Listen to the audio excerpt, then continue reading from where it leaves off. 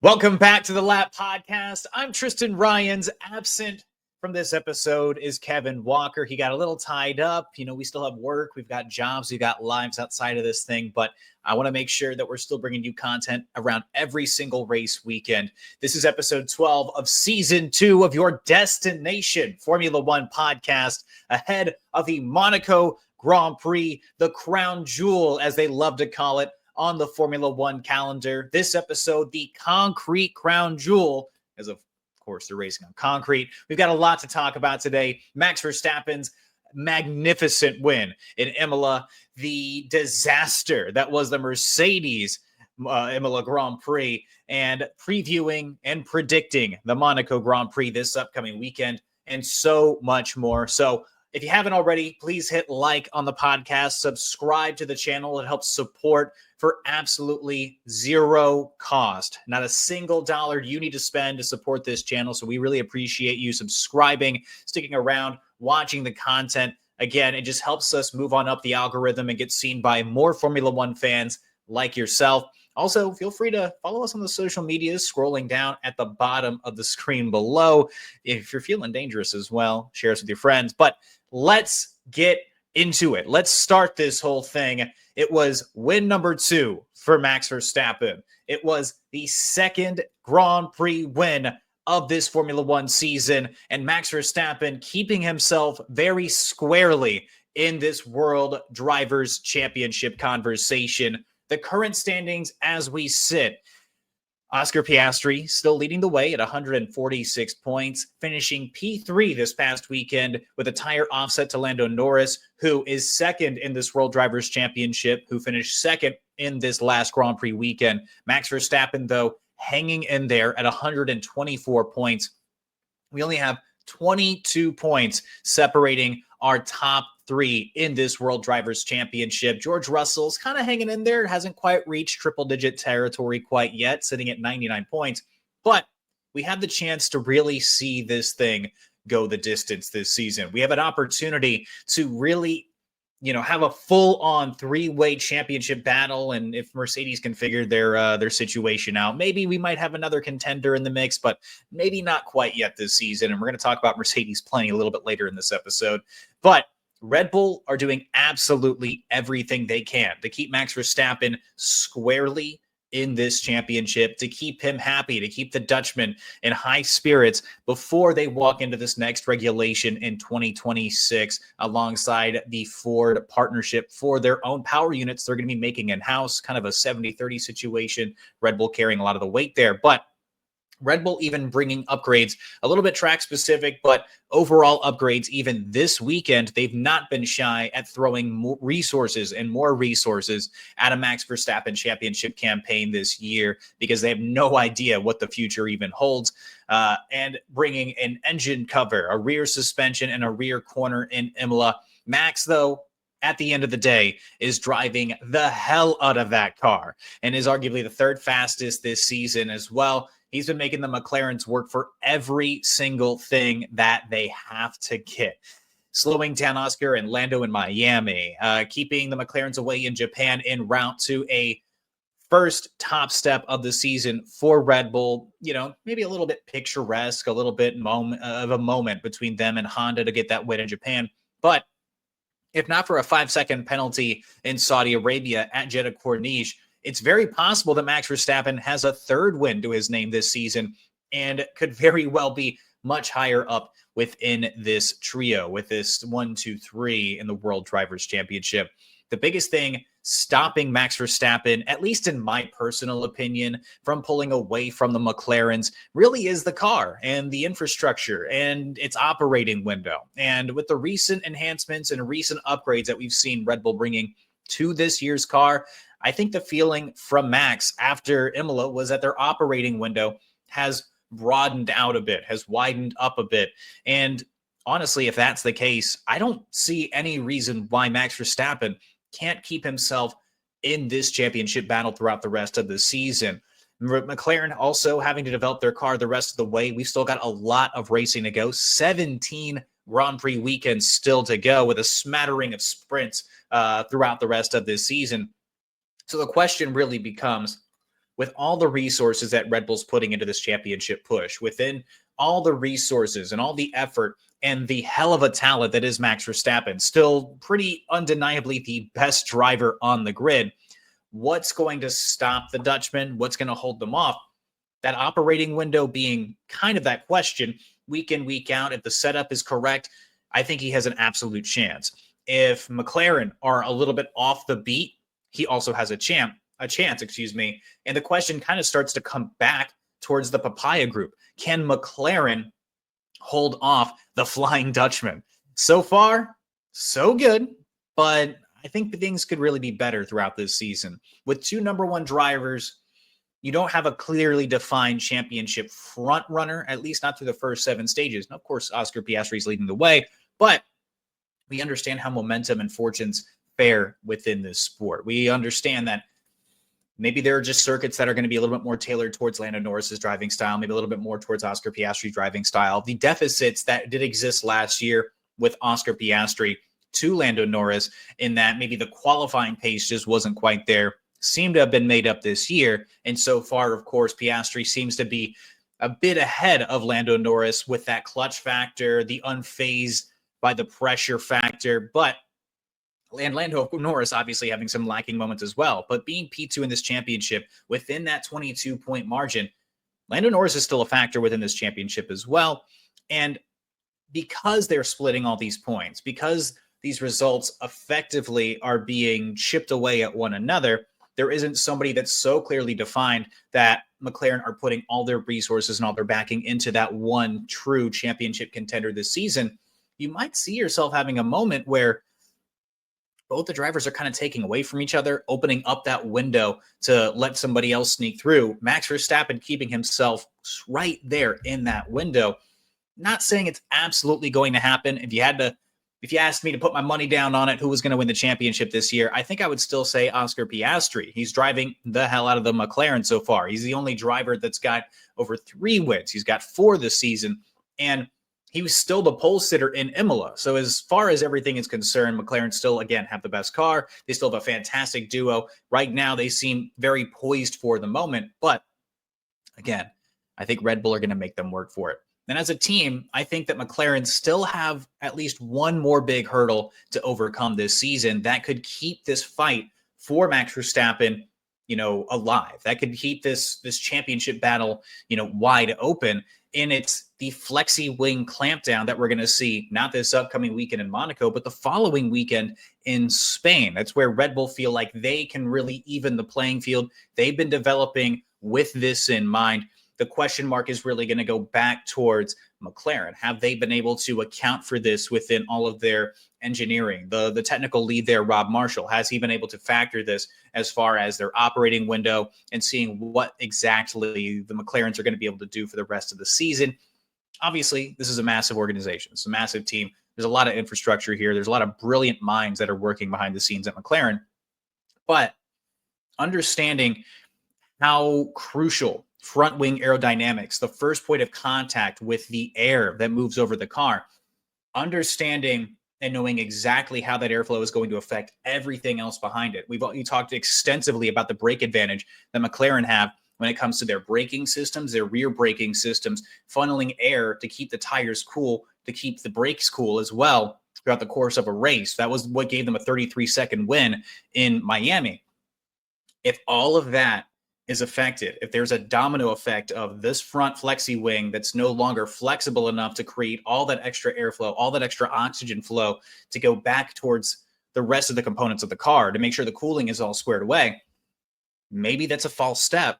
And that keeps this this championship window wide open for Max Verstappen, for maybe Mercedes as they continue to develop, for maybe a Ferrari to sneak back into the picture.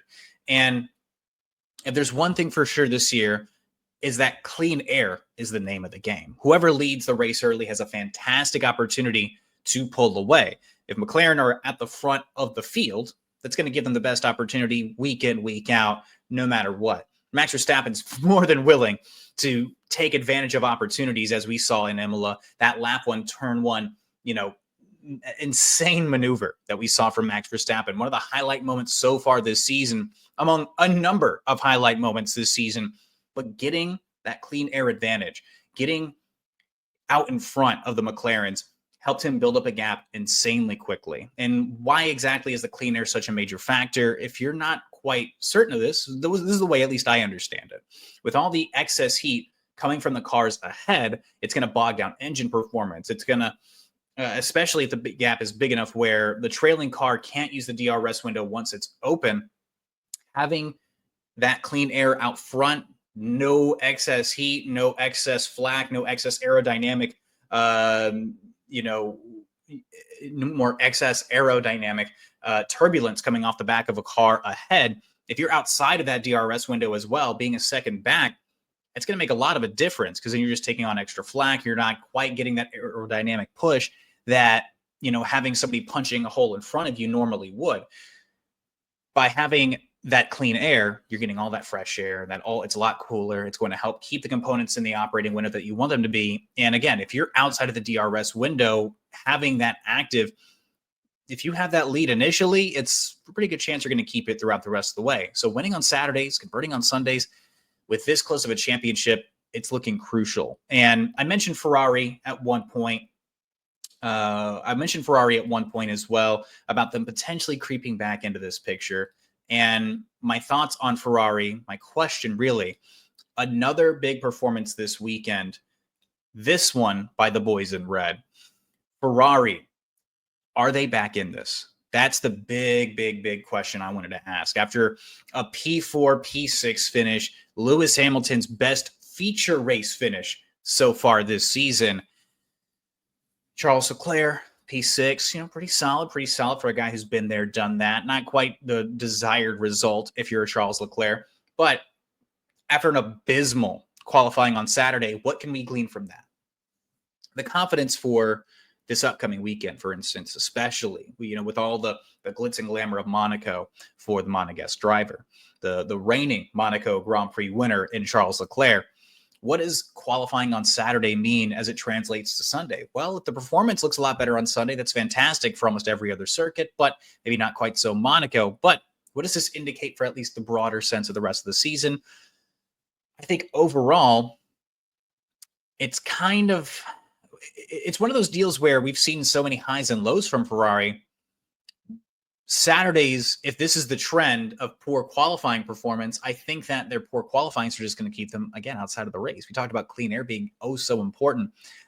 If Ferrari can't quite figure out their car, if Ferrari can't quite figure out the development side of things, they're going to continue to be this, ahead of the midfield, but back at the top four kind of pack. And it was a standout Sunday for the Scuderia, a couple of yellow flags also helping with good strategy calls at certain moments, maybe frustrating strategy calls for Charles Leclerc at certain moments as well.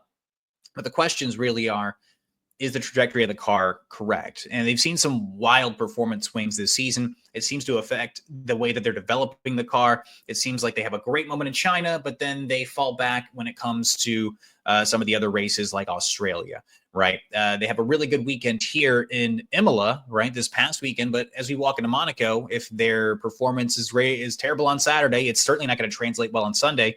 They walk into Spain, which is a lot more of a conducive track to get a lot more information from, a lot more data for at least the rest of the season. If they're still rough on Saturdays, it's probably not going to translate well to overall performance on Sundays. They've had one podium so far this season outside of the sprint format. I think it was Charles Leclerc getting that podium in Jeddah. So, yeah, Ferrari are just a little bit too all over the place at this point of the season. It's really hard to take anything firm and solid away from Ferrari because they've just been so inconsistent. I'm really curious to see what they do. Ferrari, obviously, one of the great teams in Formula One. I'm sure they're going to be bringing upgrades on upgrades. This is a team that has the infrastructure and the funding to absolutely support putting a little bit of extra money into this season because I know they're going to have it on the back end for 2026 as well to still develop the car and stay within cost cap. But overall, I think right now, maybe it's just a little bit too early to say as far as what's the ceiling for Ferrari right now. Right now, maybe they just reached their ceiling as far as the feature races are concerned, but I just don't quite see them crawling out quite so quickly. But a team that really did struggle this weekend, it was overall a disaster for Mercedes, as George Russell considers it one of the worst race weekends of his time in Mercedes. What even happened is the question. Even with some strong qualifying for George Russell to figure out a start at P3, falling all the way down to a P7 finish, some of the first upgrades of the season for Mercedes, yet it still succumbed to its biggest weakness of the year, something they've been struggling with more or less over the course of going back to the later parts of last season, excess tire wear and degradation. Again, George Russell missing out on the top 5 for the first time in a while. The higher temperatures being a big focusing point as far as the performance of this Mercedes this year, as the Mercedes performed well last year in lower temperatures, lower climates. If it's a little bit warmer, you can more or less count Mercedes out from one of those top steps. They've had some strong performances thus far this season, but they had issues all over the place. Kimi Antonelli, the rookie, his home race power unit basically failing underneath him, forcing the rookie his first did not finish of his career, the first DNF at his home race. Post-race, Kimi even detailing how the power was inconsistent following the virtual safety car pit, which seemed evident in the challenge of holding off Lewis Hamilton, and then just stopped. Straight up stopped, prompting an official full safety car. Overall, super challenging weekend for Mercedes on a couple of different fronts. And why? Why exactly? And I mentioned a little bit ago, the overall main culprit of their struggles being the tire degradation. They still just can't quite figure it out. McLaren are leading the field on tire deg. Max Verstappen knows how to treat those tires. He can handle tire deg. Ferrari seem to at least have the tire deg figured out a little bit here nor there, inconsistently, but a little bit here nor there. But Mercedes, that's just been their biggest culprit. That's been the biggest thing that stopped them from taking those top steps, from really fighting with the McLarens. And something I have to imagine that they were trying to upgrade between Imola and the rest of their upgrade package coming through in Canada, even in circuits that seem to fit the characteristics of the Mercedes this season in a place like a Jeddah. It's just not quite coming together for the Brackley unit. Excuse me. And it's degrading tires so aggressively that they're missing out on fighting at the front overall with both Oscar Piastri, Lando Norris, as well as Max Verstappen. In terms of the engine failure for Kimi Antonelli, a lot of questions as to why that happened. I haven't seen a lot of literature exactly on what happened as far as the components, but nonetheless, the car on broadcast, you could hear going around the parabolica, or not parabolica, through the second chicane on those high-speed chicane sequences, basically just shutting down before that final turn up the hill, and he parked it exactly where Esteban Ocon did in the Haas. So there's a lot of questions exactly as to what happened there. It seemed, if I'm not mistaken, they had just put brand new power units into the Mercedes in Miami as well. So for them to have an engine failure and having to go through a second power unit this early in the season might be something that rears its ugly head a lot later down the line when they're trying to race for crucial Constructors' Championship points. If they are able to upgrade this car and get it within a certain window, points are going to be oh so valuable down the road. If they're taking grid penalties because of an engine failure, because of engine losses, it's not very good either. And just really bad timing as far as the young Italian's concerned. His home race, I'm sure that he imagined going a lot better. He was fighting pretty well with Lewis Hamilton up until that point, but it seemed like the performance was just starting to slip away. And unfortunate weekend for Kimi Antonelli. So the question really is now, what is exactly next for Mercedes? What are they going to be able to look forward to in the coming races? Well, the first upgrades we got a chance to see anyway, to answer the question really is just more upgrades. The first upgrades we got a chance to see for Mercedes were these front end suspension components here. We're seeing a little bit of this nice little feature. I think that also directs airflow back in such a ways. This is what they had prior to Imola, their new suspension feature here. We also got a chance to see this front wing, the new front wing ahead of Spain. So it looks like Mercedes getting as much data as possible over that past weekend in Imola and this upcoming weekend in Monaco, trying to get as much data as possible because that way they can translate it to a floor upgrade that, if I'm not mistaken, is coming in Barcelona. So Mercedes having a few more things coming down the pipeline. I imagine maybe some more rear wing components maybe coming in Canada. And they also had an opportunity to change out their engine cover towards the back end, a little bit more of a sleek Coke bottle sort of figure as far as the rear engine cover is concerned as well. So they've made some big changes, and they are moving in a direction at least they feel very comfortable in. But at the end of it all, I think the big question is going to be for Mercedes, can they figure out this tire degradation? And it's also worth, again, keeping in mind, Spain, new technical directives are going to be coming in. Flexi wings are going into effect, or non-flexi wings, I guess is a better way of putting it, that are definitely going to change things as far as the performance is concerned up the field with McLaren. Red Bull, like I mentioned earlier in the episode, at least they seem a little bit more prepared for it. Mercedes accounting for it as well, and their willingness to upgrade the car this year. It might just be the question on how far they go in this championship in the 2025 season. Also knowing that throughout the rest of the year, they're putting a lot more resources into reinforcing what they feel is probably a engine or / power unit advantage going into 2026. The conversations going into 2026, them having a really strong power unit. The caveat being that maybe 2025 just might not be as strong. I still feel like this team, with the right upgrades within the right operating window, could grab the top step once or twice this year, but it might not be a little bit until later, until we get some night races on the calendar. A place like Vegas last year where they performed so well to grab a monster win, but not able to replicate that performance. Overall, it seems like Mercedes are relying on the setup window to narrow the gap beyond the upgrades. And at the end of it all, we're just going to have to kind of wait and see what happens. If these upgrades take, how far ahead can they really go? I still consider them the second best car overall, but it seems like their operating window is a little bit more narrow than their competitors, and that's certainly limiting things as far as what we're seeing on track. So with all this being said, and looking at the totality of the weekend, I want to do a new segment. I want to rate the race. This is going to be something I want to do alongside Kevin moving forward as well. But talking about this entirety, talking about Imola in its entirety, it's pretty much a weekend that was exciting everywhere, but at the front. Excuse me, I got to get a little water here. I'm talking for the last 24 minutes. But everywhere except at the front this weekend, with Max getting clear lap 1, turn 1 pretty quickly, he basically just never had to look back.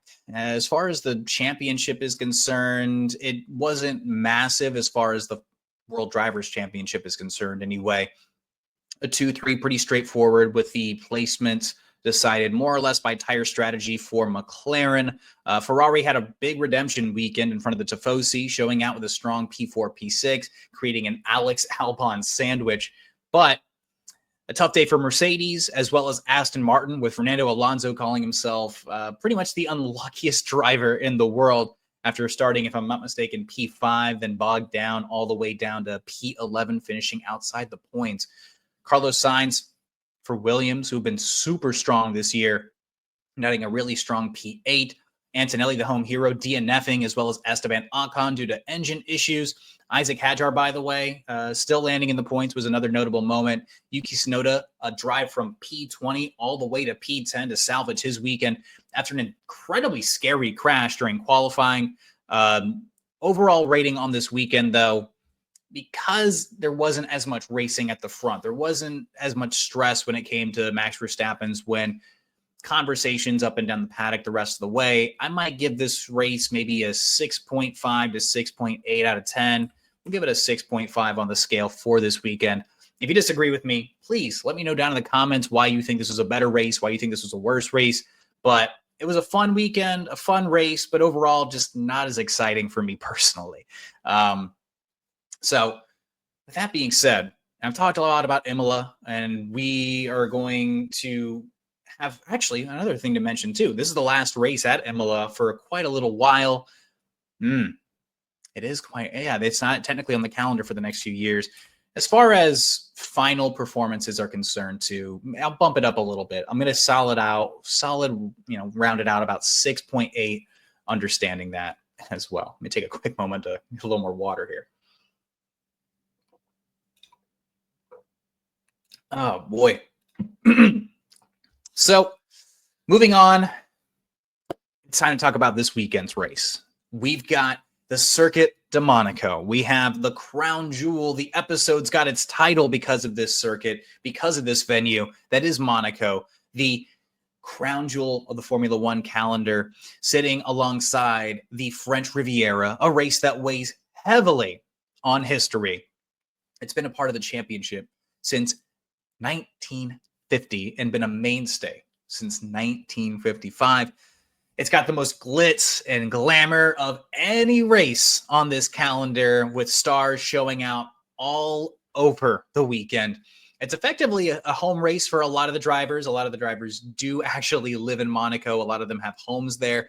I know George Russell, Lando Norris, Lewis Hamilton, a lot of past drivers as well, all live in Monaco. But as far as it being the home race, as far as it being, the moment of the season for one driver in particular, it's the Monegasque. It is Charles Leclerc. And what can we expect this weekend? It's a 78 lap round the 3.3 kilometer or just over 2 mile layout with one DRS zone between turn 19 all the way down to turn 1. Weather. What can we expect for weather this weekend? Friday practice day. Excuse me. Friday practice day. You can expect some sunshine with overall dry conditions. So we're going to get some good data as far as what we're going to see very likely on a Sunday. Saturday is going to be cloudy, a 60% chance of rain, moderate chance for showers in the afternoon during qualifying. Sunday, clouds, slight chance of rain, slight chance, but dry conditions are expected for the actual race day. The lap record set in 2021 by Sir Lewis Hamilton with a 1:12.909. I mentioned towards the top of the segment, we've been racing here since 1950, one of the historical circuits. The guy with the most wins, the legend himself. You're going to see a lot of drivers showing up this weekend. I think Isaac Hadjar actually has a helmet dedicated to the one, the only, Ayrton Senna, who has 6 wins here in Monaco. And highlighting some of the greatest moments, you can't not start with Senna, but a low light for Senna. Starting with a low light for Ayrton Senna, 1988. This was highlighted in the Senna show, if I'm not mistaken. Let's see. The Brazilian was a monster in Monaco after securing pole by 1.4 seconds.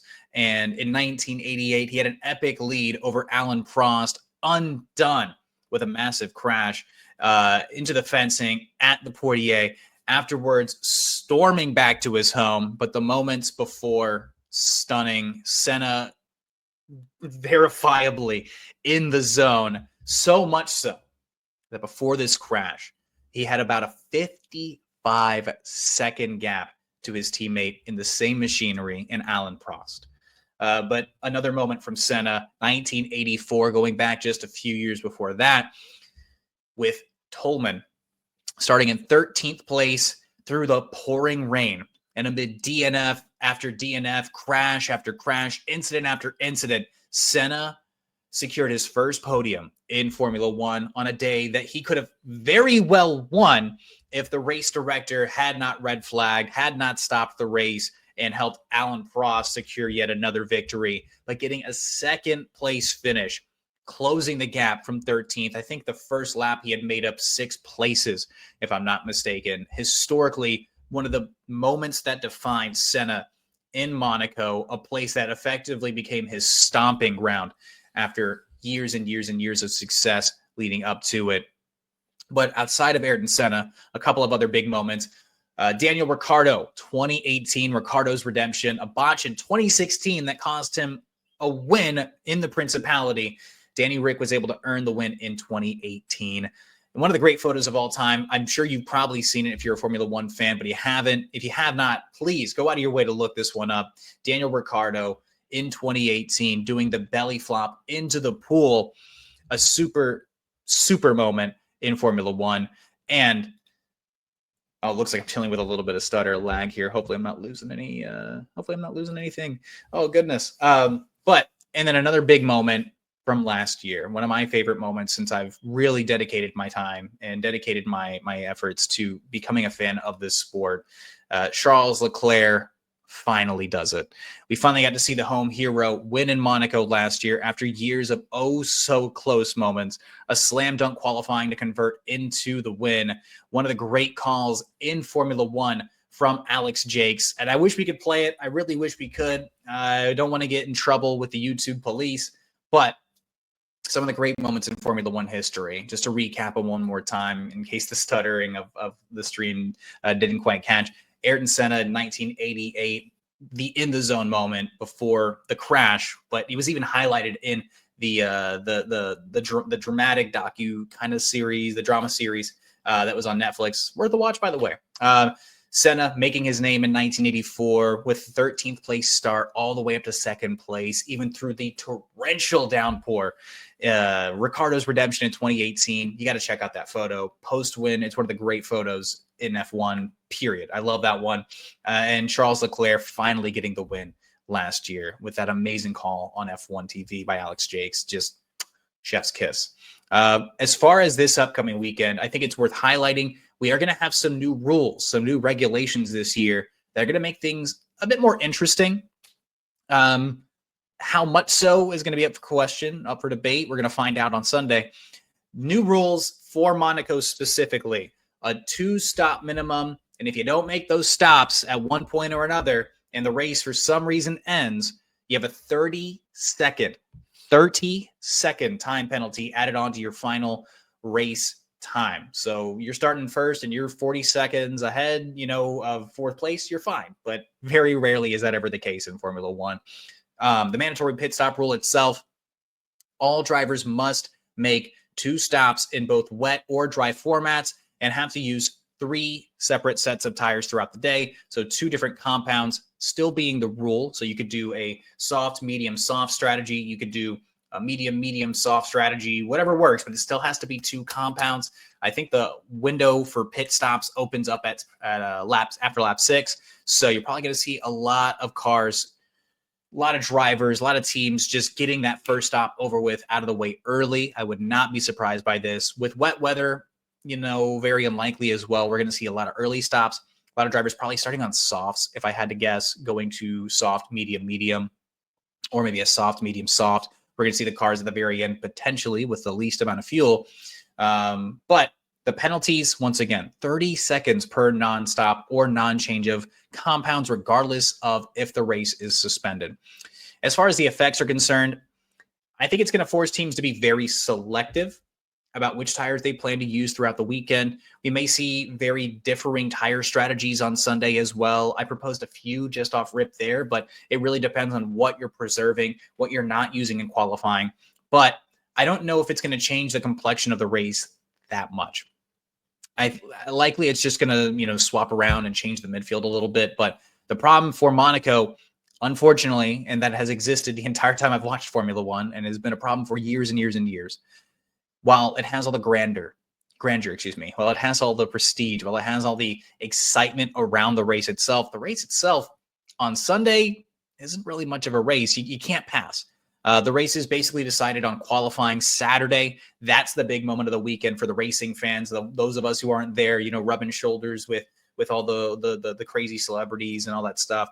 For us sitting at home watching it on F1 TV or Sky or wherever, the race itself on Sunday is not terrifyingly eventful. Maybe it'll change this year. I'm not going to hold my breath on that. And I don't think a lot of you guys are either, but maybe it'll be interesting. We'll find out. If there's a lot of big hype news, I can't wait to still talk about it. Of course, we're going to be talking about it next week. We're going to be talking about all the crazy fallout that happens post Monaco. The grandeur of the moment is still worth recognition. And it's still one of the great things to have in your trophy cabinet, having those wins in Monaco. But the race itself, again, you secured on Saturday, but it's not a lot to write home about. But as we walk into this weekend, we still have P10 predictions. And I know Kevin isn't here because he's scared of facing that he had a really rough weekend last weekend.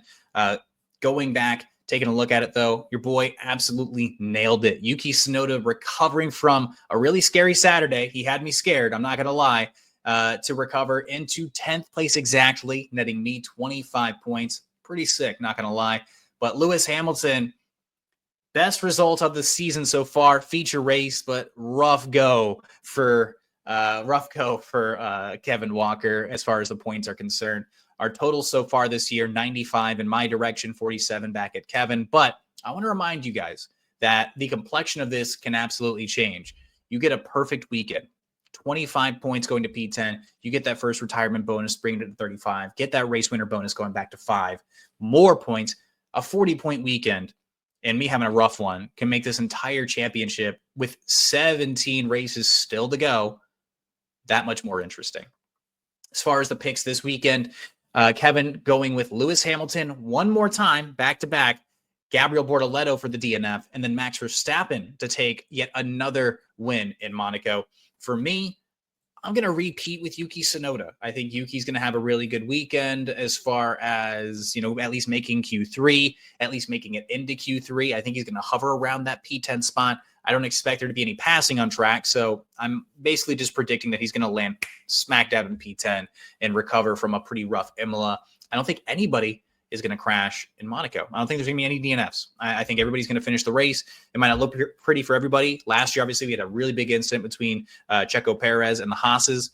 But this year, even with all these rookies, I'm going to go bold. And I think that no one's going to crash. As far as who I think is going to win, Oscar Piastri, really close last year to grabbing pole. The car's even faster this year. I think this is going to be a year where the Australian takes the top step. Oscar Piastri's been fantastic this year. I think he's going to give me those extra 5 bonus points. Those are overall my predictions. If you guys want to play down in the comments, by the way, too, please do. Let me know your P10 predictions. Who do you think is going to finish in 10th place? Who do you think is going to win this race? Who do you think is going to be the first retirement of this race? That's the hardest part to predict, if I'm being completely honest. Your intuition can give you P10. Your intuition on a Wednesday can give you the winner. But your odds of getting that first retirement bonus, they're tough. It's tough. As somebody who's only done it a handful of times, even on my own personal leagues, it's tough. But nonetheless, still a fun game to play. Play along with your friends. If this inspires you to play, just make sure that you reference the Lap podcast when you're sharing it with your friends. But with all that being said, that's all we got for this week. Next week, we are recapping the Monaco Grand Prix, previewing the Spanish Grand Prix, talking on all the on-track madness, all the drama, all the fallout. Make sure to like and subscribe to the podcast. We're talking everything that's going on Formula One. It costs absolutely nothing at all, and it helps support the channel to subscribe. $0 to invest in this. Right? We appreciate you guys who do tune in every single week, who check out the shorts, who check out the videos.